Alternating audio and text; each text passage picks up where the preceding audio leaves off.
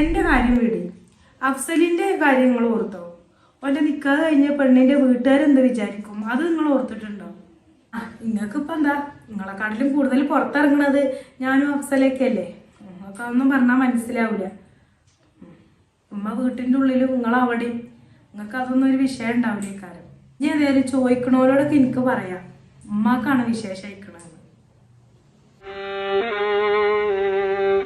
ഞാൻ എന്തായാലും ഉമ്മാനോടും ഉപ്പാനോടും ഒരു കാര്യം പറയണേ, ഇതെന്തായാലും വെച്ചോണ്ടിരിക്കാൻ പറ്റൂല. ഇതെന്തായാലും അബോഷൻ ആക്കിയേ പറ്റുള്ളൂ.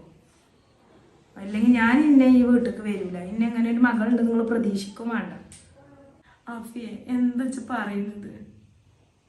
ഉമ്മ നിങ്ങൾ കാണായിട്ടും പെണ്ണായിട്ടും ഞങ്ങളെ രണ്ടാം മക്കളെ തന്നിട്ടില്ലേ, അത് മതി. ഇനി ഇപ്പം നിങ്ങൾ 40-45 വയസ്സിൽ ഇനിയിപ്പോൾ നിങ്ങൾ ഒരു പ്രസവത്തിന് നിൽക്കാൻ ഇന്നെ കൊണ്ടൊന്നും ആലോചിക്കാൻ പറ്റൂല.